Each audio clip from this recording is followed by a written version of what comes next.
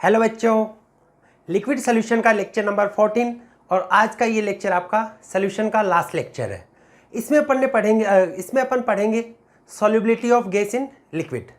देखो, इससे पहले अपन पढ़ चुके थे, 3 टाइप के सॉल्यूशन बना रहे थे। कौन कौन से सॉल्यूशन थे?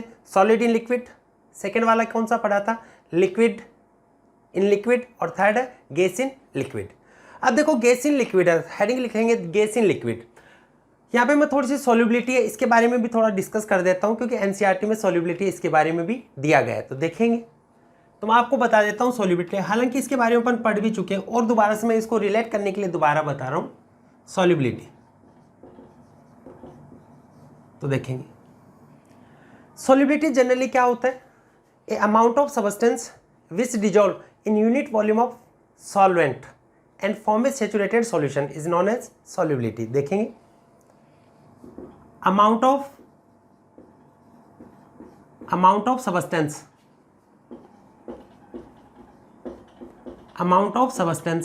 और वो सब्सटेंस को आप सॉल्यूट भी लिख सकते हो, ये भी लिख सकते हो। जनरली ग्राम्स में लेते हैं, in grams,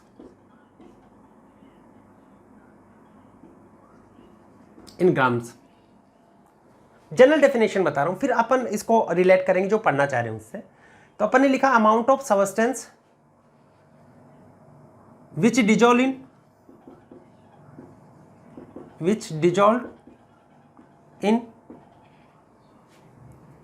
a unit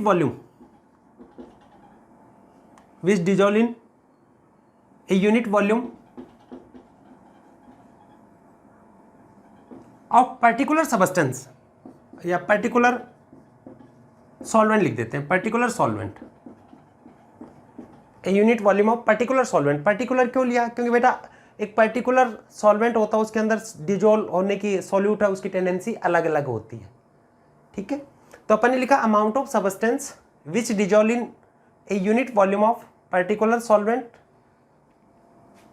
to form saturated solution is known as solubility. यानी सॉल्यूशन क्या होना चाहिए आपका? सैचुरेटेड, यानी मैक्सिमम अमाउंट है सॉल्यूट की वो उसके अंदर डिजोल्व हो गई, यानी वो पूरा भर गया है। उसके बाद में अपन और उसके अंदर डिजोल्व करेंगे तो आगे डिजोल्व नहीं होगा। जैसे अपन होता है ना, जैसे सुबह से पढ़ रहे हैं कि बस आज इतना ही पढ़ेंगे, भर गए पूरे, है ना, इस टाइप से कि सैचुरेट हो गए, ऐसे बोलते हैं ना। अब कई बच्चे बोलते हैं सर हम तो आधा घंटा में ही हो जाते हैं, है ना।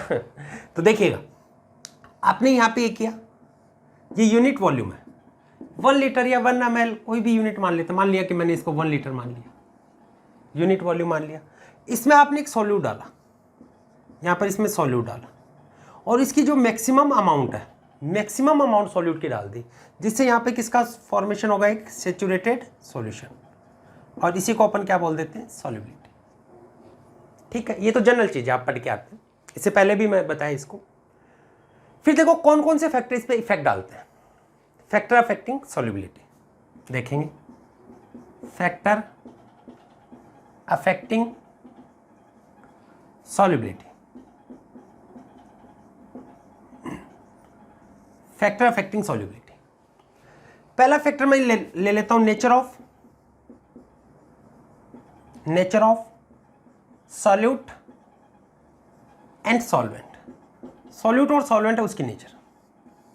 देखो, आपने बताया भी था कि लाइक डिजोल्व लाइक, सेम के अंदर डिजोल्व होते हैं। जैसे पोलर वाला है तो पोलर के अंदर डिजोल्व होगा, नॉन पोलर होता है नॉन पोलर में। देखिएगा, जैसे मैंने यहाँ पे पोलर सॉल्यूट लिया या पोलर सॉल्वेंट ले लिया, पोलर सॉल्वेंट, जैसे मैंने वाटर लिया तो इसके अंदर मैंने डाल दिया NaCl, ये आपका सॉल्यूट है, तो इजीली इसमें डिजोल्व होगा। अगर मैंने नॉन पोलर ले लिया, जैसे बेंजीन वगैरह ले लिया, तो इसके अंदर NaCl वो डिजोल्व नहीं होगा, नेग्लिजिबल डिजोल्व होगा। जैसे CCl4 लिया तो ये CCl4 इस पोलर नॉन पोलर सॉल्वेंट है, इसमें डिजोल्व होगा, यानी सेम के अंदर डिजोल्व होता है। ये भी पढ़ा आपने, like dissolve likes.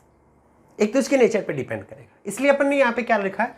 Particular solvent, इसलिए लिखा पर्टिकुलर सॉल्वेंट। ठीक है, क्योंकि सैचुरेट करने के लिए अलग अलग सॉल्वेंट है, उसके अंदर टेंडेंसी अलग अलग होती है। ठीक है, सेकेंड बता रही टेम्परेचर, इफेक्ट ऑफ टेम्परेचर। हालांकि इसकी कहानी बहुत लंबी है, आपको बताया भी था स्टार्टिंग में, फर्स्ट या सेकंड लेक्चर में, देखिएगा उसको। तो फिर से यहाँ पे बता देता हूँ, आपने पढ़ा ली चैटरली प्रिंसिपल, और उसमें आपने क्या पढ़ा कि एंडोथर्मिक प्रोसेस होती है, तो वहाँ पे टेम्परेचर इंक्रीज करने पे सॉल्युबिलिटी इंक्रीज होगी। एक्जोथर्मिक प्रोसेस है तो टेम्परेचर इंक्रीज करने पे सॉल्युबिलिटी डिक्रीज होगी। शॉर्ट में बता रहे हैं, एंडोथर्मिक प्रोसेस है तो टेम्परेचर इंक्रीज करोगे तो आपकी सॉल्युबिलिटी इंक्रीज होगी, सॉल्युबिलिटी इंक्रीज होगी। अगर आपके एक्जोथर्मिक प्रोसेस है देन टेम्परेचर इंक्रीज करने पे सॉल्युबिलिटी डिक्रीज होगी।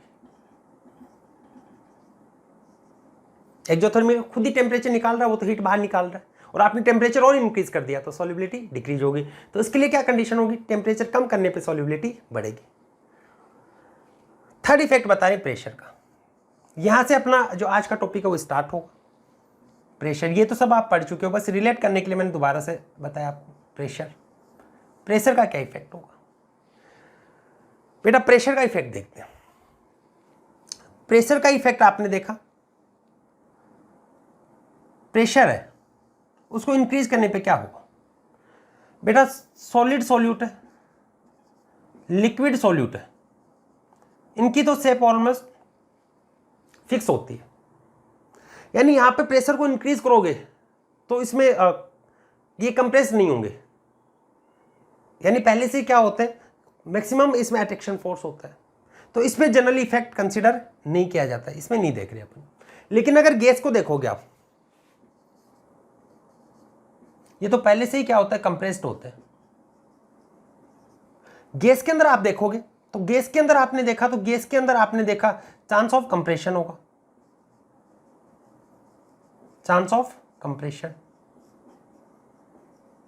यहां पर कंप्रेशन इसका चांस है। यानी यहां पे प्रेशर आपने इंक्रीज किया से दबाया उसको तो क्या होगा, और ज्यादा गैस है वो कंप्रेस हो गया, यानी और ज्यादा डिजोल्व होगी। ठीक है, अब देखो ये आपको जनरल बताया। सॉल्युबिलिटी इसकी यूनिट अगर देखना चाहो आप, देखो जनरली यूनिट है ग्राम, ग्राम में तो सॉल्यूट लेते हैं, वॉल्यूम किस में लेते हैं जनरली लीटर, ग्राम पर लीटर। कई जगह पर ये सॉल्यूट है उसको मोल में भी लिख देते हैं, मोल पर लीटर।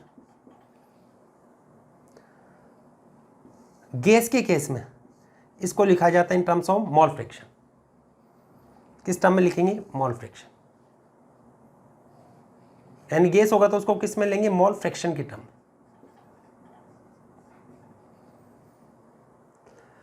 आप गैस को अगर लिक्विड में डिजोल्व कर रहे हो तो उसका आप क्या देखोगे, ग्राम या मोल नहीं देखते अपन, उसका क्या देखेंगे, मोल फ्रैक्शन।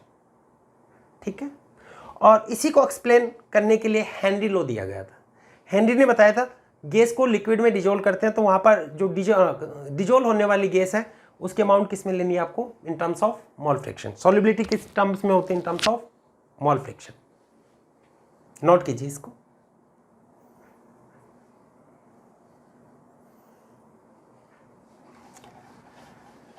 तो ये जो आपको ये बताएं, ये पॉइंट्स आपने पहले ही पढ़े, बस यहाँ पे प्रेशर का ध्यान रखना कि चांस ऑफ कंप्रेशन कहाँ पे हो रहा है, in case of gas.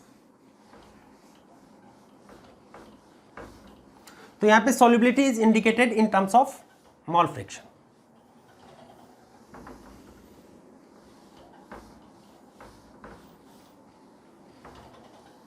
Gas के केस में किस में लेंगे, इन terms of mole fraction.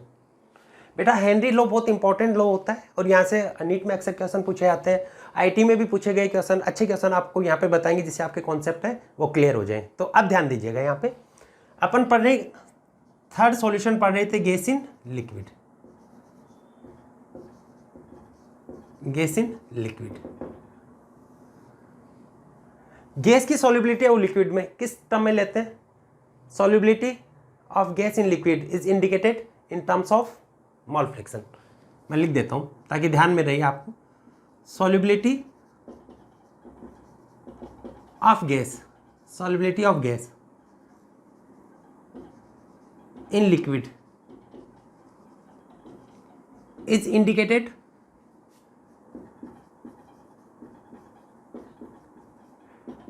in terms of mole fraction. Mole fraction की टर्म्स में इसको इंडिकेट करते हैं। ठीक है, और इसी को बताने के लिए हेनरी लॉ दिया गया था, हेनरीज लॉ।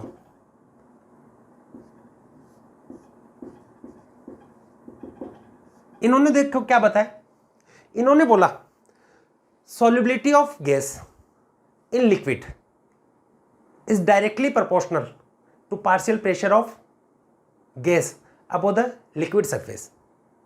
दोबारा से बोल रहे हैं कि कोई भी गैस है उसकी लिक्विड के अंदर सॉल्युबिलिटी किसके डायरेक्टली प्रोपोर्शनल होगी, उस लिक्विड के सरफेस पे लगने वाले प्रेशर के। यहां पे बच्चे कंफ्यूज रहते हैं बेटा, यहां पे सबसे इजी सा है और यहां पे सबसे ज्यादा गलतियां होती हैं।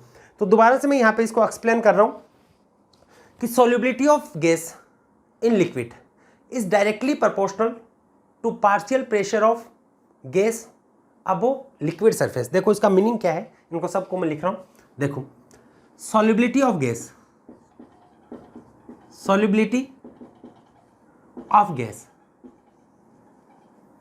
in a liquid, solubility of a gas in a liquid is directly proportional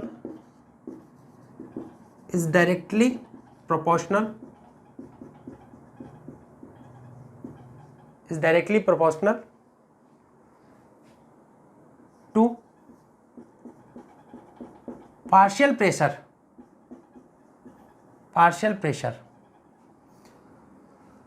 of that gas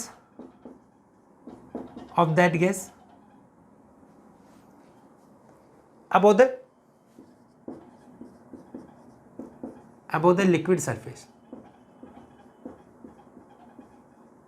देखो ये आपका लिक्विड है, मान लो वाटर है, यहाँ पे बहुत सारी गैस है, जैसे यहाँ पर ऑक्सीजन प्रेजेंट है, नाइट्रोजन प्रेजेंट है, तो इसकी सॉल्युबिलिटी क्या होगी, जितना ज़्यादा इसका यहाँ पर इसके ऊपर पार्शियल प्रेशर होगा। क्लियर हुआ? तो यहाँ पे देखो क्या लिख रहे हैं, solubility of gas in liquid. Gas कहाँ पे देख रहा है, इन लिक्विड। सॉल्युबिलिटी किसके अंदर, in liquid. Partial pressure above the liquid surface. बस ये दो टर्म को ध्यान में रखना। पार्शियल प्रेशर कहाँ पे देखोगे आप, partial pressure above the liquid surface, solubility किसमें, इन लिक्विड। तो यहां से देखो आपने क्या लिखा है, सॉल्युबिलिटी ऑफ गैस, यहां से तो ये रिलेशन हुआ, solubility of gas in a liquid. इसको मोल फ्रैक्शन की टर्म में लेते हैं। Solubility of gas in a liquid indicated in terms of mole fraction, या मोल फ्रैक्शन ऑफ गैस भी लिख सकते हो। Directly proportional partial pressure of that gas above liquid surface। बेटा बस ये कंसेप्ट ध्यान में रखना, पार्शियल प्रेशर कौन सा होगा, लिक्विड की सरफेस पे, और सॉल्युबिलिटी किसके अंदर होगी, या मोल फ्रैक्शन किस में होगा, इन लिक्विड। जेई 2009 में इस पे क्वेश्चन पूछा गया था, बहुत सारे बच्चों ने इसको गलत कर दिया था क्योंकि ये कंसेप्ट उनको माइंड में सेट नहीं था, जिनको सेट था उनका सही भी था। तो देखिएगा, तो इसको अपन अगर आप बोर्ड एग्जाम दे रहे हैं तो आपको ये डेफिनेशन लिखनी है। इसको मैं उल्टा करके पढ़ूं, देखो, और रियल में जो हेनरी ने बताया था वो ये बताया था कि पार्शियल प्रेशर ऑफ गैस जितना ज्यादा होगा उसके अंदर सॉल्युबिलिटी उतनी ज्यादा होगी, यानी ये बोला था उन्होंने। डेफिनेशन ये लिखनी है अगर आप बोर्ड एग्जाम दे रहे हो। रियल क्या था, partial pressure of gas is directly proportional solubility of gas in liquid, और solubility indicated in terms of mole fraction. तो mole fraction of gas in liquid, ये ध्यान में रखना। बार बार मैं ये लिख रहा हूं, इसका मतलब यहाँ पे कोई ना कोई रीजन है, क्योंकि न्यूमेरिकल प्रॉब्लम है। यहाँ पर लिक्विड के अंदर का मोल फ्रैक्शन देखना आपको, बाहर कितना भी है उससे फर्क नहीं पड़ता। और पार्शियल प्रेशर कहाँ पे देखना, सरफेस के ऊपर उस गैस का, टोटल नहीं, पार्शियल प्रेशर। प्रोपोर्शनल का साइन यहाँ पे हटाए, partial pressure of gas above the liquid surface, directly proportional. यहाँ पर एक कांस्टेंट लगा दिया KH, एक्स गैस, यानी मोल fraction of gas in liquid. KH क्या है यहाँ पे, कुछ नहीं, हेनरी कांस्टेंट है। हेनरी कांस्टेंट हेनरी ने बनाया तो उनका कांस्टेंट है। आप भी अच्छा काम करो, आपका भी ऐसे नाम आएगा, जैसे Raju constant, Amit constant, Sunil constant. चलो लड़कियों का भी नाम ले देते हैं कि हमारा नाम नहीं लिया सर, हम भी अच्छा कर सकते हैं। दीपिका कांस्टेंट, ज्योति कांस्टेंट, प्रतिभा कांस्टेंट, ये कौन है सर, जो अच्छा काम करने वाले बच्चे, उनका नाम। ठीक है, तो यहाँ पे बेटा मैं आपको क्या समझाना चाह रहा हूँ कि पार्शियल प्रेशर ऑफ गैस है वो डायरेक्टली प्रोपोर्शनल किसके होगा, मोल fraction of gas in liquid. In liquid mole fraction कहाँ पे है, in liquid, mole fraction of gas in liquid. और यहाँ पर partial pressure above the liquid surface, बस ये ध्यान रखना आपको। क्लियर हुआ? तो पार्शियल प्रेशर जितना ज़्यादा होगा सरफेस पे, उसके अंदर सॉल्युबिलिटी भी उतनी ज़्यादा होगी। KH क्या हो गया यहाँ पर? Henry constant. तो यहाँ पर अगर इसके बीच में मैं ग्राफ प्लॉट करूँ, किसके बीच में? Partial pressure of gas and mole fraction of gas in liquid, तो y इक्वल टू क्या होगा? देखो इन दोनों के बीच में ये वाली y एक्सिस पे है, ये वाला x एक्सिस पे है, तो y इक्वल टू क्या हो गया? mx, यानी straight line. Partial pressure of gas, इधर मोल फ्रैक्शन,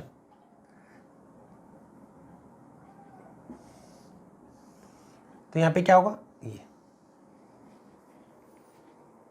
स्लोप क्या होगा? KH,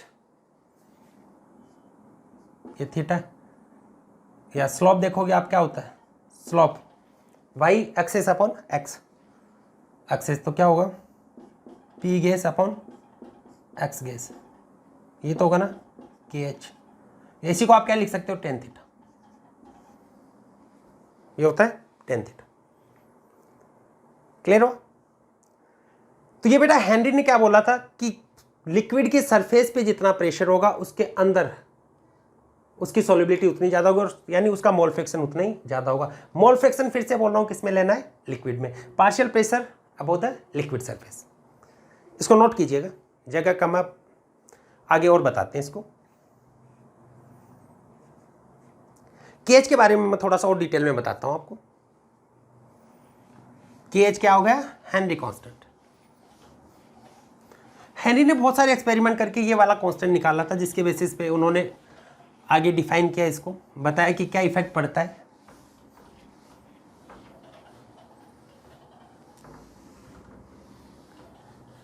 आराम आराम से समझो इसको, बहुत अच्छा कंसेप्ट है। कंसेप्ट कुछ नहीं बेटा, चीज़ एक ही है, लिक्विड के सरफेस का प्रेशर देखना है, सॉल्युबिलिटी लिक्विड के अंदर देखनी है, वो किस टर्म में होती है? In terms of mole fraction.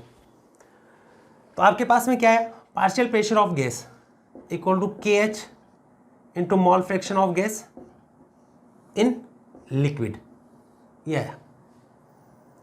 तो इसके बेसिस में मैं यहाँ पे क्या होगा? P गैस, ये तो क्या होगा? Partial pressure of gas. मैं फिर से लिख देता हूँ, partial pressure of gas about the liquid surface. बस इसको ध्यान में रख लेना, यहाँ पे मैं जो भी लिख रहा हूँ उसको, लिक्विड सरफेस KS क्या होगा आपका? Henry constant, Henry constant. और ये क्या होगा? मोल fraction of gas, mole fraction of gas in liquid, liquid के अंदर उसका मोल फ्रैक्शन, इसको ध्यान में रखना। अब देखो मैं सिग्निफिकेंस ऑफ KH बता रहा हूं, KH हेनरी कांस्टेंट के बारे में बता रहा हूं। तो significance of KH, Henry constant. तो हेनरी कांस्टेंट बेटा कैसे कैलकुलेट करोगे? Partial pressure of gas upon mole fraction of gas. Graph भी अपन ने बना लिया था। अब मेरे को ये बताओ, सॉल्युबिलिटी के ऊपर हेनरी कांस्टेंट का क्या इफेक्ट होगा? सॉल्युबिलिटी पे हेनरी कांस्टेंट इसका क्या इफेक्ट होगा? चलो मैं इसकी यूनिट भी बता देता हूं, एक बार यहीं से बता देता हूं। जैसे यूनिट की बात करें, यूनिट ऑफ KH बेटा ये थे partial pressure of gas equal to KH into mole fraction of gas. Mole fraction होता है, ये आपको बताया हुआ है, यूनिटलेस है कंसंट्रेशन टर्म्स में, मोल अपॉन मोल होगा तो यूनिटलेस। तो पार्शियल प्रेशर है उसकी यूनिट किसके बराबर होगी? सॉरी, हेनरी कांस्टेंट की यूनिट किसके बराबर होगी? पार्शियल प्रेशर की यूनिट, यानी प्रेशर की यूनिट के बराबर होगी। यानी वो किस में हो सकती है? ATM में हो सकती है, बार में हो सकती है, mm ऑफ Hg में हो सकती है, टॉर में हो सकती है, पास्कल में हो सकती है। यानी जो प्रेशर की यूनिट होगी वो किसकी यूनिट होगी? हेनरी कांस्टेंट की। आपको तो इसमें रिलेशन देखना है, solubility of gas is indicated in terms of mole fraction. तो सॉल्युबिलिटी और इसमें क्या रिलेशन है?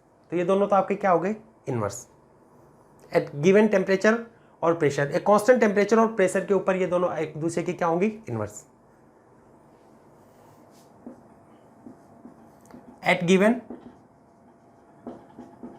Temperature and pressure, K H क्या होगा, inversely proportional solubility. Mole fraction of gas क्या है, solubility of gas in liquid है। इसका मतलब क्या, हेनरी कांस्टेंट की वैल्यू हाई होगी तो वहां पे सॉल्युबिलिटी क्या होगी, इसकी कम होगी। और इसका बेटा अलग अलग सॉल्वेंट के लिए, अलग अलग गैस के लिए इसकी वैल्यू डिफरेंट होती है। जैसे मैं ये बता देता हूं, वैल्यू ऑफ के H of different gas in water at 20 degree centigrade. 20 degree centigrade पे मैंने ये मान लिया कि के एच है वो डिफरेंट गैस के लिए आपको गिवन है। देखो के एच की वैल्यू आपको गिवन है। जैसे गैस मैंने यहाँ पे ले ली हीलियम, हीलियम इसका बेटा होता है 144 होता है, इसको 144 ऑलमोस्ट। हाइड्रोजन होता है उसका कितना होगा, ये होता है ऑलमोस्ट 75, और O2 है उसका ऑलमोस्ट 30 होता है। तो अब यहाँ पे बताओ कौन सी गैस है उसकी सॉल्युबिलिटी वाटर में ज़्यादा होगी। आपको होता है सॉल्युबिलिटी और ये दोनों तो क्या होगा, इनवर्स। तो इसके लिए वैल्यू सबसे कम है तो ये वाली क्या होगी, हाईली सॉल्युबल। इसके लिए वैल्यू बहुत ज़्यादा होती है, यानी helium it means almost insoluble, almost insoluble. ये होगी ऑलमोस्ट इनसॉल्युबल, ये वाली क्या होगी, सॉल्युबल। और जिसके लिए हेनरी कांस्टेंट लो होगा वो क्या होगा, हाईली सॉल्युबल, हाईली सॉल्युबल। ठीक है, एक दूसरे के इनवर्स। देखो नीट में पूछा हुआ क्वेश्चन बता रहे,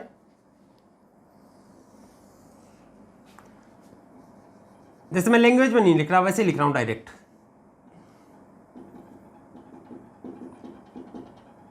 इस यहां पर हेनरी कांस्टेंट है, कोई भी गैस यहां पर ली, सॉल्वेंट वो सेम लिया।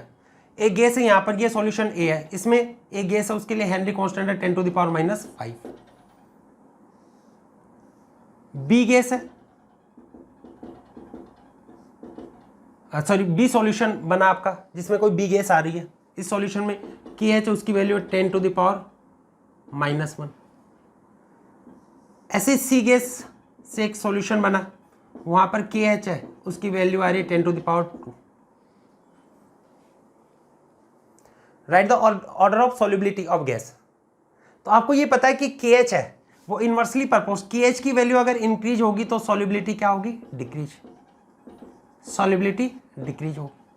तो जहां पर के एच की वैल्यू मिनिमम होती है वहां पे सॉल्युबिलिटी मैक्सिमम। तो मिनिमम किसके लिए, ए के लिए, तो मैक्सिमम सॉल्युबिलिटी किसके होगी, किसके लिए होगी, सॉल्युबिलिटी का ऑर्डर ए, फिर कौन होगा बी, और सबसे कम सॉल्युबल किस में होगी, सी में। के एच होता बेटा ये टेम्परेचर है, इसके ऊपर भी डिपेंड करता है।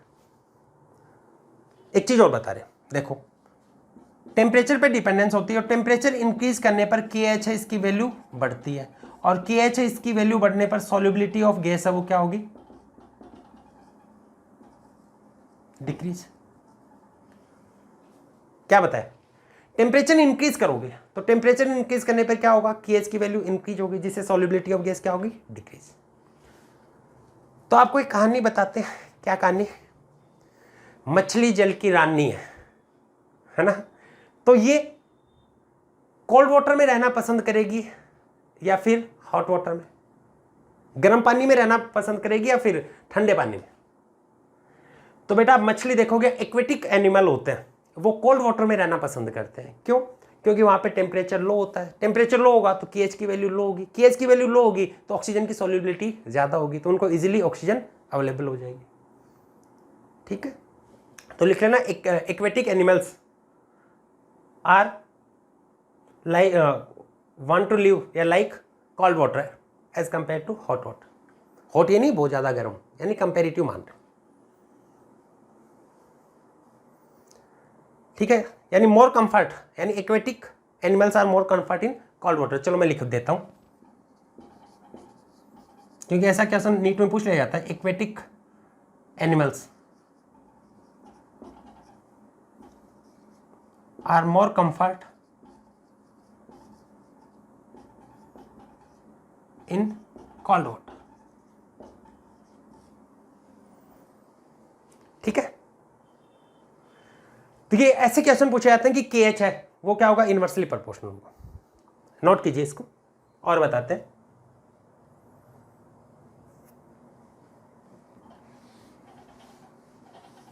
देखो एक मैं इसको ग्राफ से भी रिलेट करके एक क्वेश्चन पूछा गया, उसको मैं और बता देता हूं आपको। के एच वो किसके बराबर होता है, टेन थीटा। देखो अपन ने पढ़ा था, एक बार मैं दोबारा से ग्राफ बना रहा हूं और इस पर क्वेश्चन करवाऊंगा।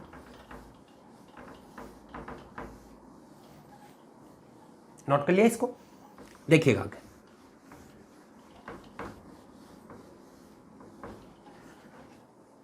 देखो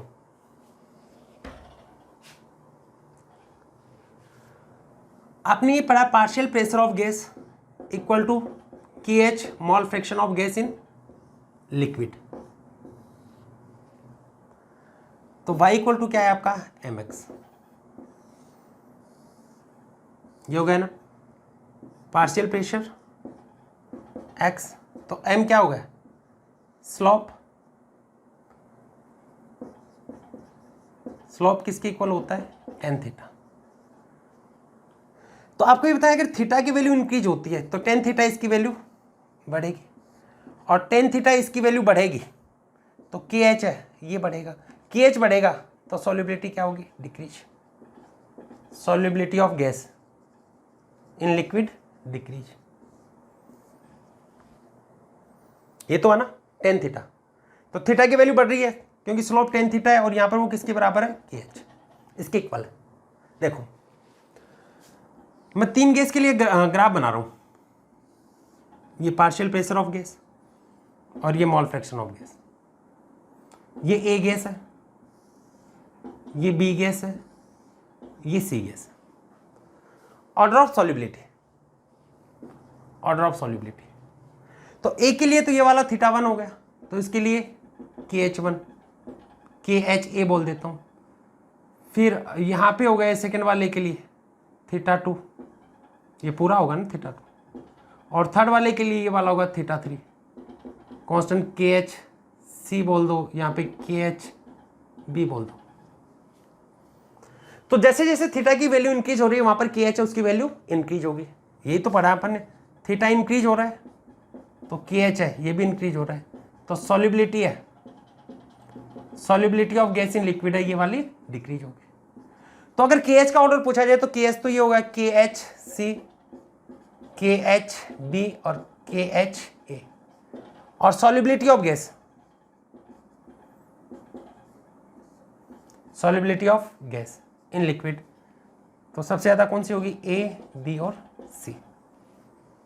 ठीक है, तो ये था बेटा, बहुत सिंपल से क्वेश्चन पूछे जाते हैं। बस ध्यान क्या रखना, बार बार बोल रहा हूं, partial pressure on liquid surface, solubility of gas in liquid या मोल फ्रैक्शन इन लिक्विड। देखो अब यहाँ पे जो आईआईटी में पूछे हुए क्वेश्चन करवाता हूँ मैं आपको ताकि और कंसेप्ट क्लियर हो। नीट में तो बेटा डायरेक्ट ये क्वेश्चन आते हैं, नीट के क्वेश्चन करवाए दोनों, नीट में पूछे हुए।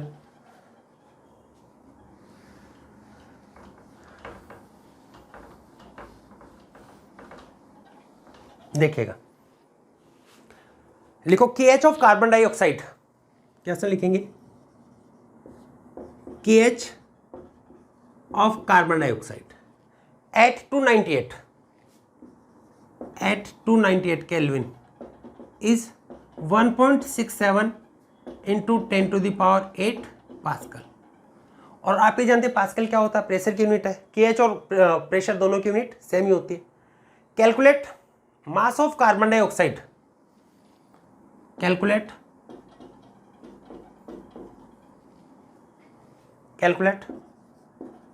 Mass of carbon dioxide dissolved in 500 ml soda water, 500 ml soda water. ठीक है ना, कार्बन डाइऑक्साइड है उसको सोडा वाटर बनाते हैं ना, कोल्ड ड्रिंक वगैरह का फॉर्मेशन करते हैं। At 2.5 ATM pressure of carbon dioxide, CO2 pressure at 298 kelvin. पहुंच करके खुद से कीजिएगा, बहुत सिंपल से फॉर्मूला बेस्ड है, हलवा कैसा। देखो मैं करूं, देखिएगा अपन ने ये पढ़ा partial pressure of gas equal to क्या होता है K H into mole fraction of gas in liquid. आपको क्या दे रखा है के एच है, इसकी वैल्यू गिवन है किसमें पास्कल में। 2.5 एटीएम CO2 प्रेशर यानी कार्बन डाइऑक्साइड का ही प्रेशर दे रखा है, पार्शियल प्रेशर गिवन है वो पास्कल में, ये एटीएम है। आप ये जानते हो 1 ATM equal to 1.013 into 10⁵ pascal. तो एटीएम में दे रखा है 2.5, इसको भी पास्कल में बदल लो 1.01 इंटू 10⁵। हेनरी कांस्टेंट कितना गिवन है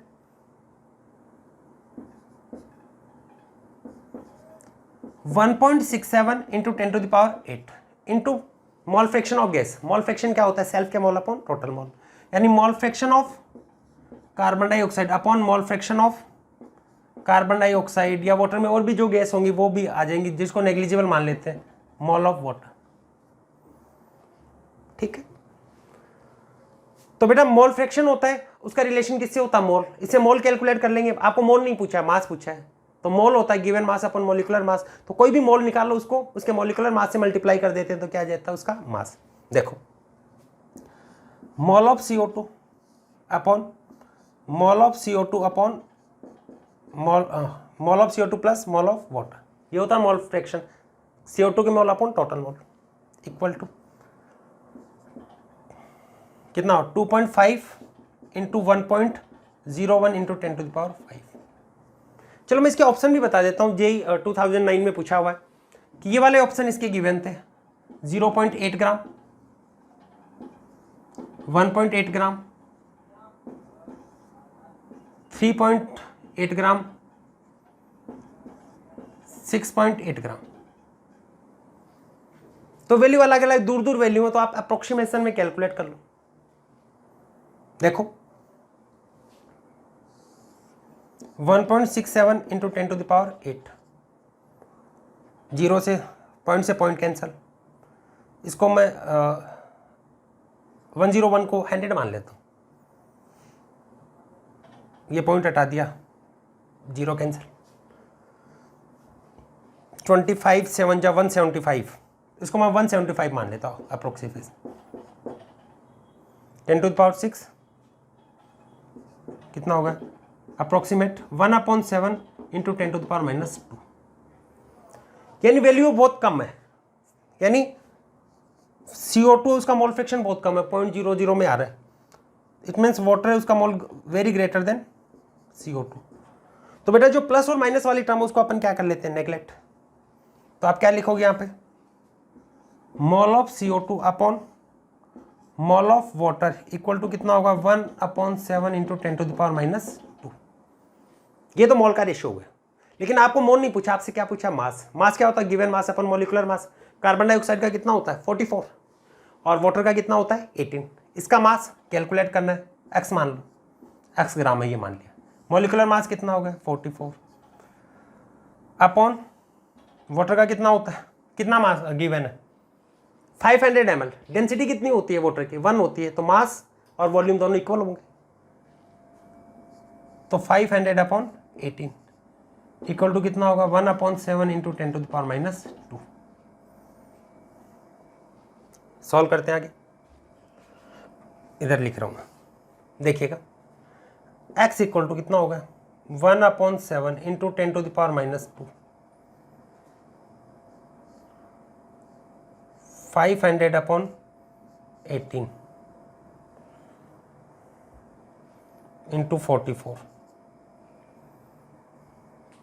अप्रोक्सीमेट में कैलकुलेट करा 7 6 या 42 मान लो इसको,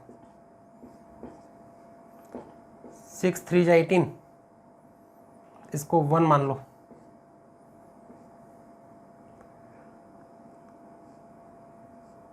ये हुआ मल्टीप्लाई 10⁻², तो 2 के बाद में पॉइंट लगाओ 1.70 ग्राम। अप्रोक्सीमेट में कैलकुलेट कर बेटा, आंसर जब ऐसे अलग अलग हो ना, बहुत पास में नहीं होता, तो अप्रोक्सीमेट कैलकुलेट कर लो।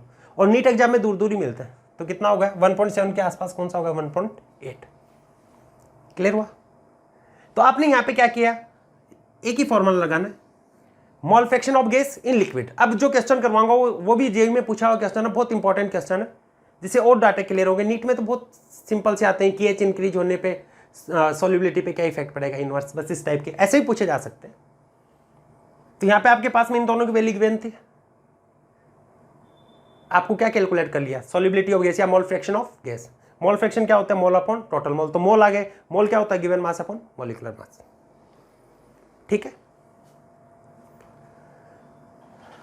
अब देखो जेईई में पूछा हुआ क्वेश्चन है 2009 में, बहुत अच्छा क्वेश्चन है, इसको आप समझ गए तो आज की क्लास है उसकी मेरी मेहनत और आपकी मेहनत दोनों सफल हो जाएंगी। देखो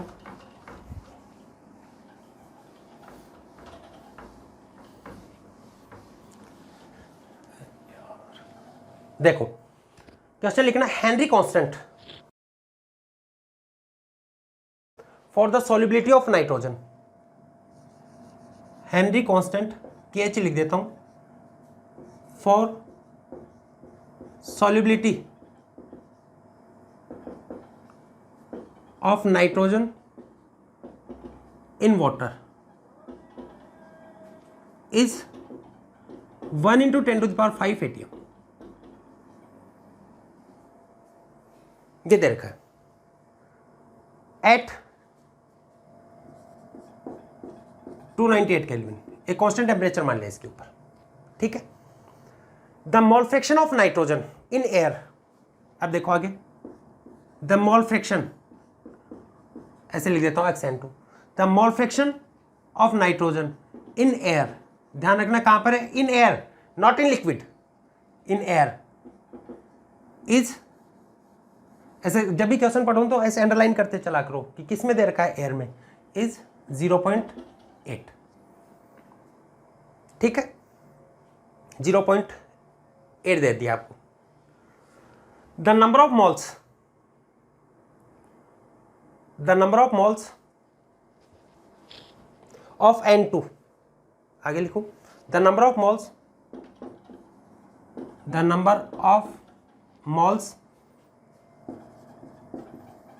ऑफ नाइट्रोजन इन, क्या लिखा, the number of moles of nitrogen dissolved in 10 mole of water, dissolved in 10 mole of water at 298 Kelvin, at 298 Kelvin and 5 atm pressure will be, option दे रखा, मैं ऑप्शन भी लिख देता हूं, लिखो 4 into 10 to the power -4, second option है 4 into 10 to the power -5, 4 into 10 to the power -6 और फोर्थ था 5 into 10 to the power -4।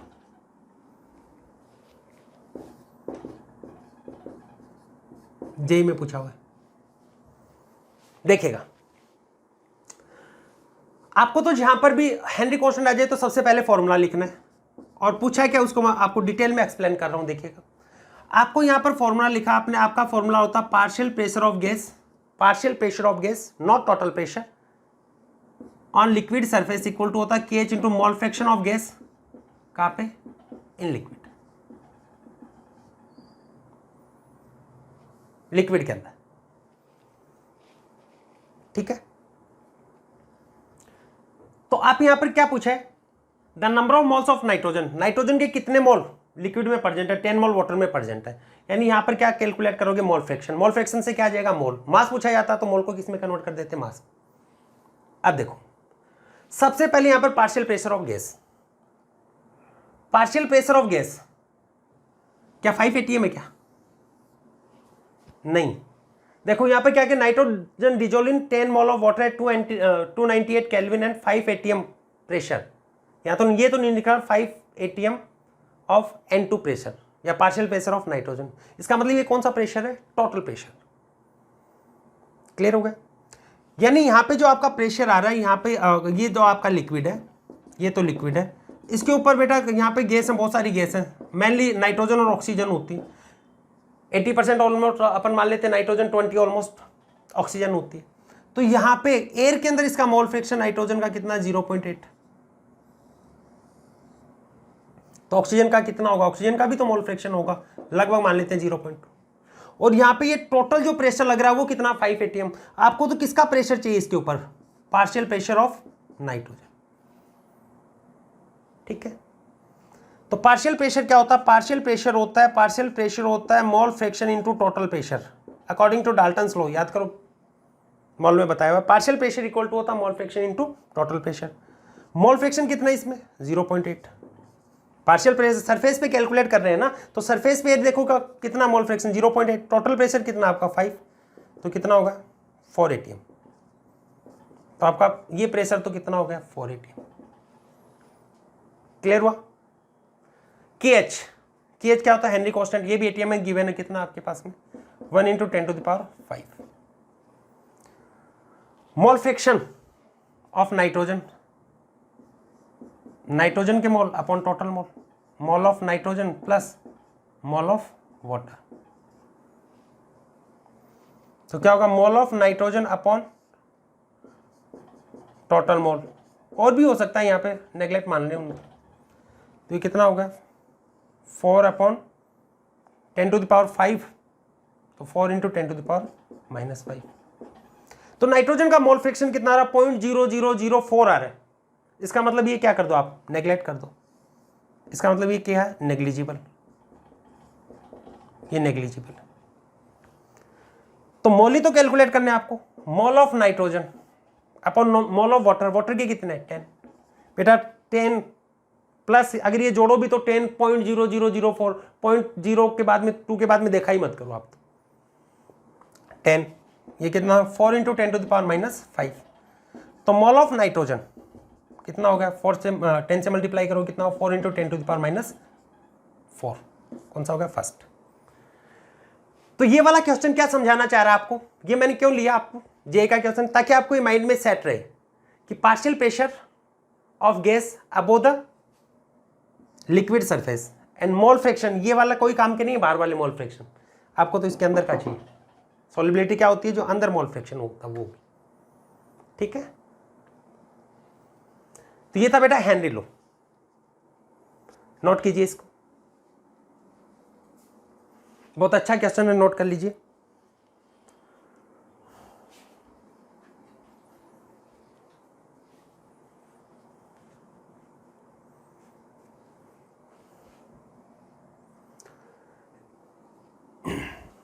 Note किया, माइंड में सेट रखना कि आपने क्या पढ़ा है, उस चीज को नोट करना। नेक्स्ट अपन इसके कुछ एप्लीकेशन भी पढ़ लेते हैं, इसके कहां कहां पे एप्लीकेशन आते हैं, रियल लाइफ में एप्लीकेशन बता देते हैं आपको।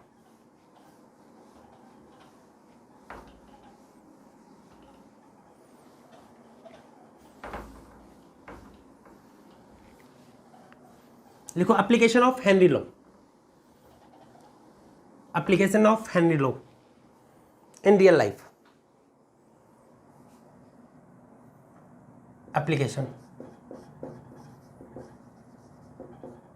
Of Henry law in real life.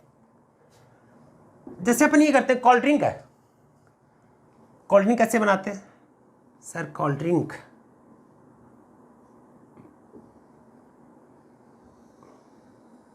बनाने की दवा, मेडिसिन की सी बोतल बन गई, देख लेना आप, मान लो कोको कोला की, थम्स अप की, जो भी पसंद है। तो यहां पे आप क्या करते हो, CO2 है, इसको मिक्स करते हो, लिक्विड होगा, सोडा वाटर बनाते हैं ना, कार्बन डाइऑक्साइड को यहां पे मिक्स करते हैं। तो कहां पर मिक्स करोगे, सॉल्युबिलिटी कब बढ़ेगी, टेम्परेचर बढ़ाने पे, कम करने पे, लो टेम्परेचर पे, क्योंकि टेम्परेचर बढ़ाने पे KH बढ़ जाएगा, समझ गए, KH बढ़ेगा तो सॉल्युबिलिटी डिक्रीज। तो कहां पे करोगे, एट लो टेम्परेचर। और प्रेशर बढ़ाओगे, पार्शियल प्रेशर होता हो डायरेक्टली प्रोपोर्शनल क्या होगा, सॉल्युबिलिटी ऑफ गैस या मोल फ्रैक्शन ऑफ गैस। तो प्रेशर क्या करना पड़ेगा हाई। तो कार्बन डाइऑक्साइड है, उसको अगर आपको कोल्ड ड्रिंक के बॉटल में मिलाना है तो उसको कहां पे मिलाओगे, हाई प्रेशर के ऊपर, यानी प्रेशर क्या करोगे हाई और टेम्परेचर लो, और ऊपर से इसका ये वाला ढक्कन है ये बंद कर देंगे। तो देखो इसको ओपन करते ही क्या होता है, यानी उसका प्रेशर हाई पे रखा हुआ है,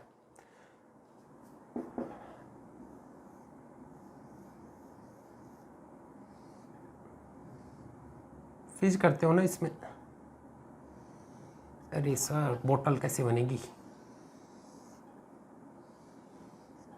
ये आपने इसका बोतल का ओपन जैसे ही ओपन किया तो प्रेशर क्या होगा उसका, डिक्रीज, प्रेशर क्या होगा, डिक्रीज, तो सॉल्युबिलिटी ऑफ गैस होगी वो कम होगी, इसलिए वो क्या करते हैं, फिश करके बाहर निकल जाती है, ये होगा ना। और बाहर रखी हुई बोतल, मान लो कोई भी कोल्ड ड्रिंक की बोतल बाहर रखी है, धूप में रखी है हाई टेम्परेचर पे, तो क्या होता है, फट भी जाती है ना कई बार, क्योंकि वहाँ पर क्या होगा, टेम्परेचर बढ़ेगा तो वहाँ पर सॉल्युबिलिटी कम होगी, गैस होगी वो बाहर निकलेगी, इसलिए बोतल टूट भी सकती है। ठीक है, तो आपको ना किसी भी गैस को अगर डिजोल्व करना, वाटर के अंदर डिजोल्व करना, तो उसको कहाँ पे करोगे, high temperature, sorry high pressure and low temperature पे। सेकंड देखो, जैसे स्कूबा डाइवर्स है, स्कूबा डाइवर्स डीप वाटर के अंदर रहता है, ऐसे डीप वाटर में, ये मान लिया ये डीप वाटर में, तो नीचे की तरफ जाएंगे तो प्रेशर क्या होगा, बढ़ेगा, प्रेशर ज़्यादा होगा तो यहाँ पर क्या होगा, ऑक्सीजन बढ़ गई, तो यहाँ पे ऑक्सीजन बढ़ेगी, तो ऑक्सीजन जैसे यहाँ पे ऑक्सीजन बढ़ गई तो ऑक्सीजन बढ़ने पे क्या होगा, अच्छा है ब्लड में जाएगा, हालांकि उसका कुछ अलग इफेक्ट बन सकता है, वो तो मेडिकल पे डिपेंड करता है, आप मेडिकल के स्टूडेंट आपको ज़्यादा पता होगा, या फिर जूलॉजी जो भी पढ़ाते हैं उनसे पूछो। तो उसके बाद में देखो यहाँ पे क्या है, इसके अंदर आपको ब्लड में क्या होगा, ऑक्सीजन वगैरह ज़्यादा होंगी।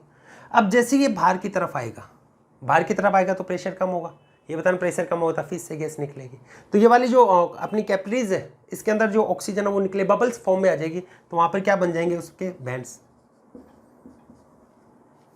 इसलिए यहाँ पर अपन इसको रोकने के लिए इसके अंदर अपन क्या मिला देते हैं, हीलियम, जो ऑक्सीजन सिलेंडर होता है ना उसके अंदर अपन क्या मिलाएंगे, हीलियम।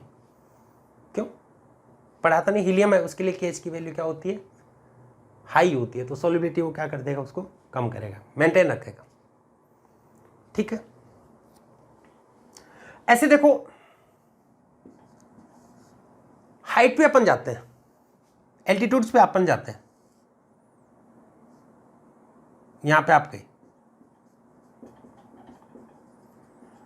तो यहां पे ऊपर की तरफ जाओगे तो प्रेशर क्या होगा, कम, प्रेशर कम होगा, तो प्रेशर कम होगा तो वहां पर अपने माइंड को प्रॉपर ऑक्सीजन नहीं पहुंचेगी, ऑक्सीजन नहीं पहुंचेगी तो दिमाग की हिल जाएगा, मेंटल तौर पे हिल जाता है, ठीक है ना। ऑक्सीजन ज़्यादा जाने पर भी हिल सकता है, कम से भी होता है, और ऐसा होता है कि अजीब सी चीज़ें दिखाई दे रहे हैं आपको, मान लो कि आप इसको डाइवर्स हैं, वो डीप रिवर में या सी के अंदर जा रहे हैं, ऑक्सीजन बहुत ज़्यादा होगी तो उससे भी होता है, उसको सामने दिखाई दिया, मछली की जगह उसको चीता दिखाई देने लग गया, ऐसे टाइगर आ गया, लॉइन आ गया, तो इसको बोलते थे एल्टीट्यूड पे ऊपर जाते हैं तो मेंटल है वो मेंटली डिसऑर्डर आ जाता है, मेंटली हिल जाता है, जिसको बोल देते हैं एनॉक्सिया, इसको बोलते हैं एनॉक्सिया। क्लियर हो गया। ऐसे फंक्शन ऑफ लंग्स वो भी इस पे बेस्ड होते हैं, जिसको आप डिटेल में पढ़ते हैं जूलॉजी में। तो बेटा ये आपका चैप्टर था, कंप्लीट हो गया। आज का लेक्चर बहुत इंपॉर्टेंट है, बस चीज एक ध्यान में रखना है, सॉल्युबिलिटी गैस की किस में देखना, मोल फ्रैक्शन किस में देखना, इन लिक्विड, इसलिए मैंने बार बार लिखा in liquid, partial pressure of that gas कहां पे देखना है, अबाउट द लिक्विड सरफेस। ठीक है, ओके, मिलते हैं नेक्स्ट चैप्टर के साथ में नई क्लास में।